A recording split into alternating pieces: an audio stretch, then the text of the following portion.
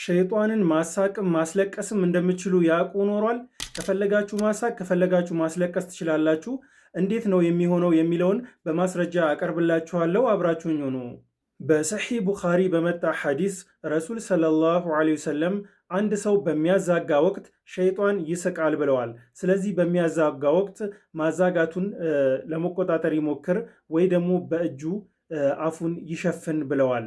ስለዚህ በምናዛጋ ወቅት ሸይጧን ለዓነቱላህ ላይ ይስቃል። የሚያለቅሰው ደግሞ ሰጀደተ ቲላዋ ላይ በምንደርስ ወቅት ነው። ቁርአን እየቀራን እችን ምልክት በምናይ ወቅት ስጁድ ስናደርግ ሸይጧን ለዓነቱላህ ላይ ያለቅሳል። እንደዚህም ይላል፣ የአደም ልጅ ስጁድ አርግ ተብሎ ታዘዘ፣ ያንን ፈጸመ፣ ለሱ ጀነት አለው።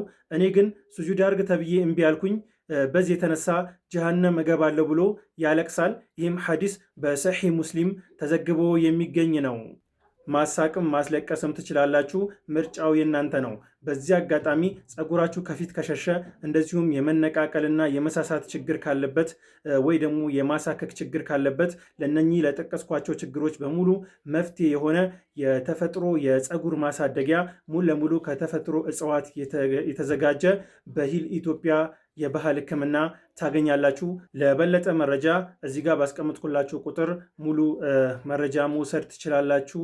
ሰዎች እንዲጠቀሙበት ማጋራታችሁን እንደዚሁም በኮሜንት ሱብሃነላህ ማለታችሁን እንዳዘነጉት። አሰላሙ አሌይኩም ወረሕመቱላህ